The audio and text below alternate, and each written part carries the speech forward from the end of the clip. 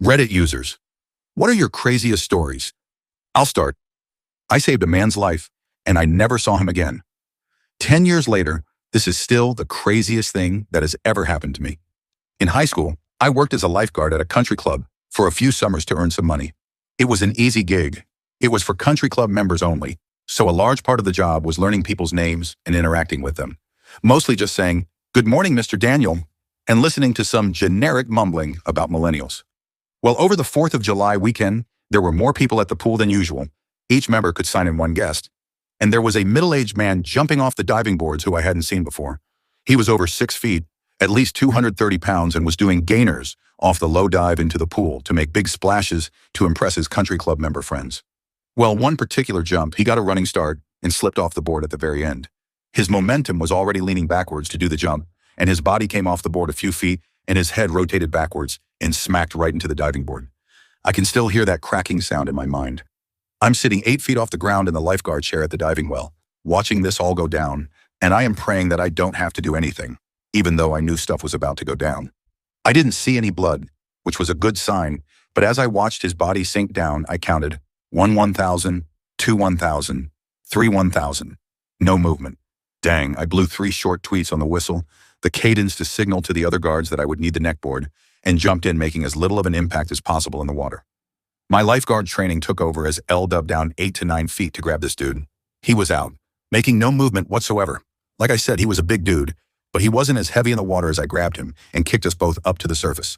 I hoisted him onto the floating device and swam over to the edge, where by now the other guards had stuck the board down into the water. We pushed up his limp body with the board as we all worked together to strap him into the board. The other guards pivoted the boards out of the water while I climbed out. I took a second to look around to a half dozen shocked faces, and it became clear to me that this was my show. Great. Still obeying my adrenaline-fueled memory of my training, I shouted for someone to call an ambulance as I made a decision. See, I thought he probably had a neck injury. The board he was strapped into is designed to not move his head, so he doesn't further injure his neck or back. But he wasn't visibly breathing, so I had to save his life at whatever cost it took. Or at least that's what my 16-year-old brain decided. So L started chest compressions. What they don't tell you about chest compressions is that you are breaking shit. You can feel bones and cartilage cracking under your palms. It feels horrible. I still haven't been able to shake that feeling.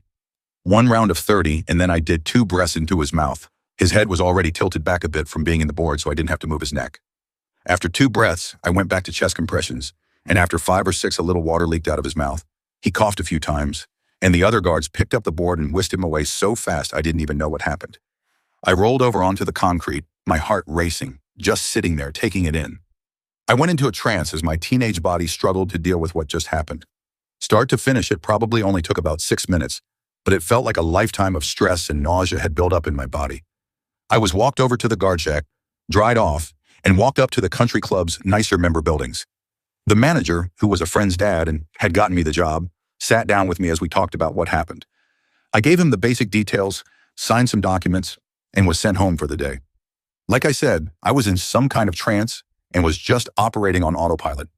I'm not sure how much sense L was making at the time, and it took me several hours to process what just happened.